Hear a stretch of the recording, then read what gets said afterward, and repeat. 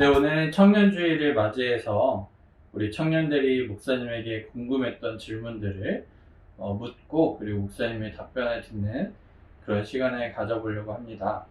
네, 이 시간 제가 질문하고 그리고 목사님이 답변을 해주실 겁니다. 우리 청년들의 질문 목사님께 전해드리도록 하겠습니다. 네, 그러면 첫 번째 질문입니다. 목사님은 언제 사역자의 길을 걷겠다고 결심하셨나요? 내 사역자의 길을 가야 되겠다라고 결심한 것은 이제 군대에 있을 때인데, 그 당시에 느헤미야서 말씀을 군대 안에서 묵상할 기회가 있었습니다.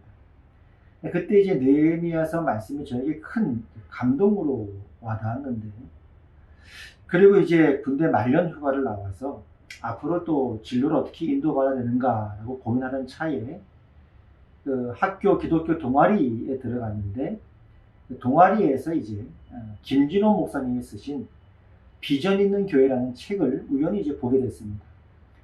그 책을 이제 읽고 있는데 우연찮게 그 책 안에도 느헤미야서 강의 설교가 들어 있었습니다. 그래서 하나님께서 분명히 이 책을 통해서 나에게 주신 말씀이 있겠다 싶어서 읽는 중에 지금도 생각나는 그 책의 내용 중에 하나가, 현재의 주인은 화염병을 들고 시위하는 자에게 있지만 미래의 주인은 준비하는 자에게 있다. 그 말씀을 읽게 됐어요. 하나님께서 나에게 준비하라고 하시는구나. 그럼 하나님 무엇을 위해 준비해야 됩니까? 라는 중에 신학교에 가라라고 하는 그런 마음이 들려져서 신학교를 가게 되었고, 또 신학교 가서 공부를 하다 보니 자연스럽게 또 전도사 목회자가 되면서 여기까지 또 교회와 성도를 섬기게 되었습니다. 네, 두 번째 질문입니다. 목사님도 살다 보면 화가 나실 때가 있을 텐데 화가 나시면 목사님도 욕을 하시나요? 예, 뭐 제가 욕을 하냐 마냐 문제보다 먼저는 이제 성경에 욕이 있느냐 이걸 먼저 살펴보자면은 성경에도 욕은 있습니다. 예를 들어 세례 요한이 독사의 자식들아라고 이제 이야기하지 않았습니까? 어느 나라나 공통된 언어 중에 자식이란 말이 들어가면 욕이죠. 그 당시는 이제 독사의 자식아, 그럼 그것이 이제 욕이었는데, 뜻밖에도 성경에도 욕이 등장한다는 사실입니다. 저도 화가 나면 욕을 하느냐? 저 개인적으로 이렇게 돌아보면은 저는 좀 안 좋은 습관인데, 제 자신에게 욕을 할 때가 많이 있습니다. 참 그것은 하나님 보시기에도 그렇고 제가 객관적으로 봐도 그렇고 좋은 건 아닌 것 같은데, 저한테는 그런 연약함이 있습니다. 저는 오히려 다른 사람보다도 제 자신을 보면서 때로는 한심스러워 보여서 욕을 할 때가 종종 있는데 좀 많이 회개해야 할 것 같습니다. 네, 이번 질문은 우리가 기도를 할 때 하나님께서는 왜 명확하게 답변을 주시지 않을까요? 라는 질문입니다. 예, 그것은 우리가 하나님께서 우리 인생을 인도하실 때 마치 기계처럼 A, B, C 이렇게 해서 프로그램처럼 우리 인생을 인도하지 않기 때문에 그렇습니다. 때로는 우리 인생 가운데 훨씬 더 명확한 부분도 있지만 모호하고 불분명한 경우도 훨씬 더 많이 있습니다. 그러나 그 속에서도 하나님께서 우리 인생의 무대 속에서 하나님의 뜻을 이루어 가시고 우리를 인도하시고 우리를 빚고 계시다는 것이죠. 예를 들어 성경에 나오는 하나님의 뜻은 명확하고 분명한 것은 있습니다.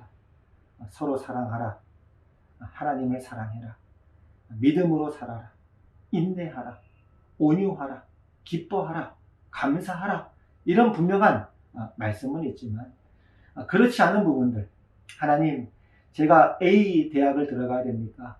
B 대학을 들어가야 됩니까? 하나님 제가 A라는 사람하고 결혼해야 됩니까? B라는 사람하고 결혼해야 됩니까? 이런 경우에 있어서는 제가 경험하고 제가 알고 있는 바로서는 훨씬 더 이제 그 캐퍼가 넓습니다. 기계처럼 인도했다기보다는 우리가 하나님 앞에 기도하고 하나님 앞에 뜻을 구하면서 A나 B나 기도하다가 하나님 뜻이 이건 것 같다, 이쪽으로 가겠습니다, 아니라면 막아주십시오, 그리고 간다면 하나님은 A 대학을 가든 B 대학을 가든 하나님은 복 주시는 분이시고 결국 우리 인생을 인도하시는 분이십니다. 훨씬 더 우리에게 자유가 있는 것이죠. 그러나 어느 대학을 가든 어느 누구와 결혼하든 하나님의 뜻은 분명한 뜻은 성경에 나와 있습니다. 서로 사랑해라. 하나님을 사랑해라. 인내하라. 믿음으로 살아라. 기뻐하라. 그렇게 나와 있는 것이지요. 네, 그럼 다음 질문은 목사님은 대학 시절에 가장 중요한 것이 무엇이라고 생각하시나요? 네, 대학 시절이라고 하는 건 이제 20대 초반이기 때문에 20대면 이제 성인식을 하는 나이지 않습니까? 그러니까 인생의 성인기를 첫 시작하는 어떤 그런 과정 속에 어떤 면에서는 인생 전체에 영향을 줄 수 있는 어떤 책이나 어떤 사람을 만난다거나 어떤 그럴 수 있는 기회가 바로 또 그런 때가 대학 시절이 아닌가 하는 생각이 듭니다. 그래서 뭐 좀 당연한 얘기 같고 진부한 이야기 같지만은 대학 시절뿐만 아니라 우리 인생의 가장 중요한 것을 하나를 꼽으라면 하나님을 인격적으로 아는 것이죠. 그리고 예수님을 인격적으로 만나는 것입니다. 그것이 그 사람의 전체 인생을 좌우하거든요. 그래서 어릴 때도 뭐 부모님 따라서 혹은 친구 따라서 자연스럽게 교회를 다녀왔고 신앙생활을 해왔고 예수를 믿고 있지만 만약에 가능하다면 할 수만 있다면 인생의 전체를 좌우할 수 있는 20대 초반의 그 대학 시절에 예수님을 인격적으로 알고 하나님을 만나는 것, 그것이 가장 중요하다고 생각합니다. 네, 그러면 목사님, 배우자 기도는 어떻게 하는 것이 좋을까요? 네, 배우자 기도는 사실은 이제 먼저 이제 순종해야 될 부분이 있습니다. 기도 이전에 성경에서 그 믿지 않은 자와 멍에를 매지 말라라는 말씀을 일반적으로는 또 결혼에서도 많이 적용을 하기 때문에 일단은 믿는 자와 결혼하는 것이 일단은 우리가 순종해야 될 부분이라고 생각이 듭니다. 그래서 여러분 아직 결혼하기 전이고 아직 배우자를 만나기 전이니까 여러분들이 배우자를 선택할 때 첫 번째로는 꼭 믿는 자야 된다라고 하는 것을 마음속에 새겼으면 좋겠고요. 두 번째 이제 그러면 믿는 자 안에 어떤 사람을 만나는 게 좋으냐, 어떻게 기도해야 되느냐에 따라서는 저뿐만 아니라 우리 믿음의 목사님들 또 우리 인생을 또 경험 또 많이 또 오랫동안 경험하셨고 사셨던 어르신 목사님들의 이야기를 들어도 늘 꼽는 것이 성품입니다. 그래서 믿는 자와 결혼하는 건 그건 이제 순종의 문제라고 생각이 들고 그럼 믿는 자라면 어떤 기도를 해야 됩니까? 라고 할 때는 이왕이면 이제 성품이 좋은 사람 만나면 사는데 참 많이 유익하죠. 어차피 이제 평생 살아야 될 사람이니까요. 그리고 그 외 또 부수적인 것들을 보자면 저도 이제 살아보니까 서로 간에 이제 뭐 말이 좀 통한다든지 아니면 관심사나 취미가 같으면 참 유리합니다. 예를 들어 남자 중에서 야구에 관심이 있는데 여자분도 야구에 관심이 있어요. 얼마나 좋습니까? 더군다나 예를 들어 남자 쪽에서 어느 팀을 특정한 팀을 응원하고 있는데 여자도 또 동일한 팀을 응원하고 있어요. 근데 어차피 평생 살 거니까 그런 동일한 관심사 속에서 서로가 대화도 나누고 때로는 그렇게 정서를 풀어가고 같이 손잡고 야구장도 다니고 그러면 얼마나 좋겠습니까? 그래서 이제 가능하다면은 성품이 좋은 사람 또 말이 통하는 사람 그리고 이제 이왕이면 취미생활이나 관심사가 같으면 훨씬 더 사는데 유익하다고 생각이 됩니다. 그런데 이제 살아보니까 그런 사람을 만날 확률은 많지 않습니다. 일반적으로는 믿는 자끼리 결혼했다 할지라도 그렇지 않은 경우 서로 간에 말이 안 통한다든지 취미가 다르다든지 관심사가 다르다든지 그런 사람들을 만날 수 있는 확률이 통계적으로 볼 때도 거의 이제 90%가 아닐까 싶은 생각이 듭니다. 왜냐하면 돌이켜보면 세모난 돌이 이왕이면 네모난 돌을 만나야 서로 깎이지 않겠습니까? 그것도 하나님께서 우리 인생의 무대 가운데 당신의 뜻을 이루는 하나의 과정이기 때문에 꼭 그렇게 이상적인 배우자를 만나진 않는다. 오히려 그렇지 않은 배우자를 만날 확률이 훨씬 더 많다라고 말씀드리고 싶습니다.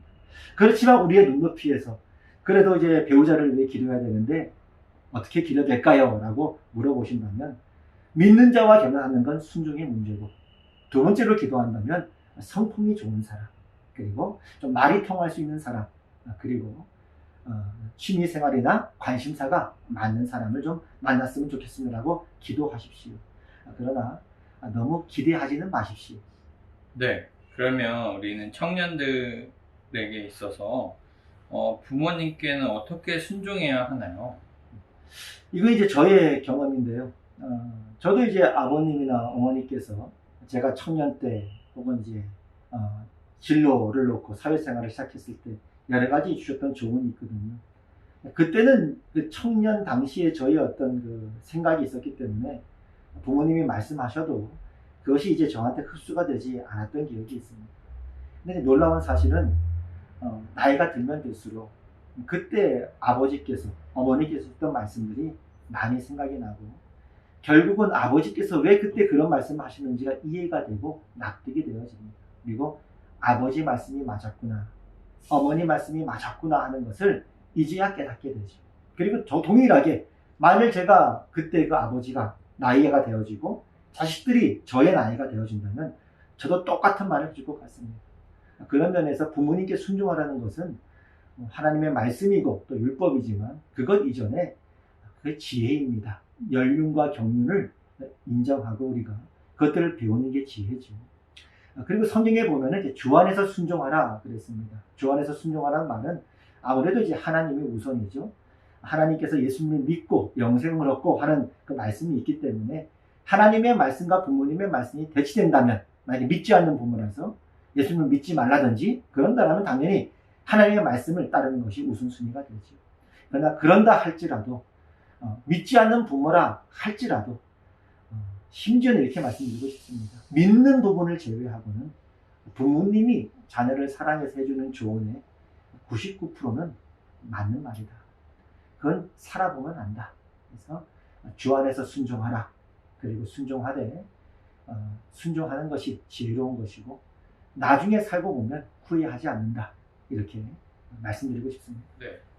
그러면 목사님께 하나님은 두려운 존재인가요? 사랑의 존재인가요?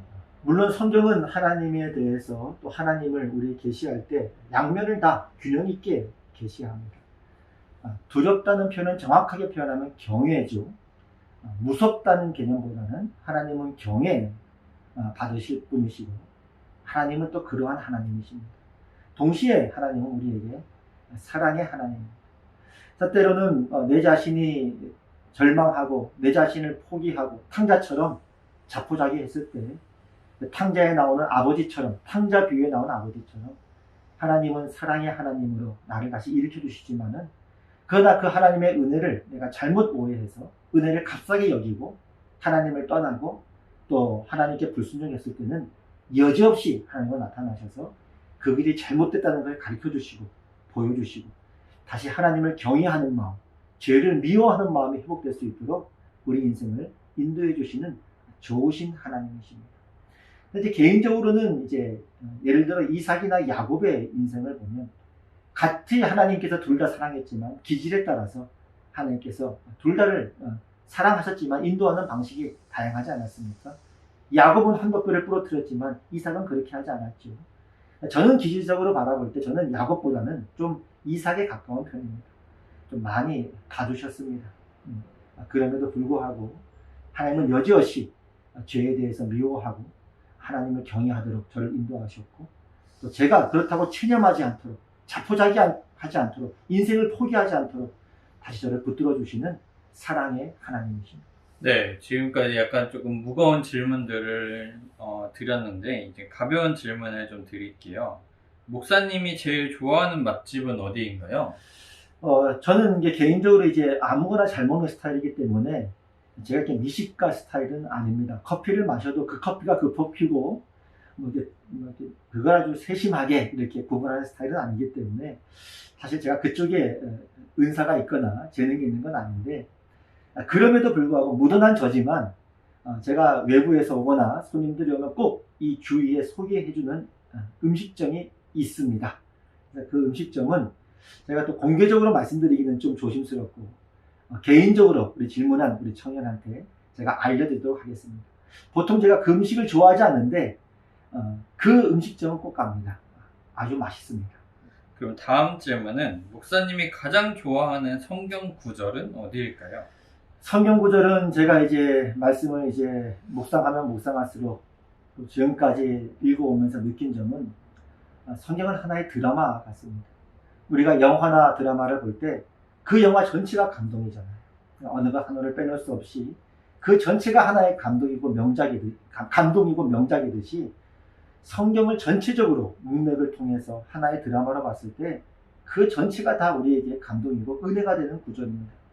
모두가 다 은혜가 되고 감동적인 것이지만 그러나 또 오늘 질문했던 우리 청년도 있고 또 영화를 볼 때도 특별히 어느 장면이 기억에 남기도 하지 않습니까?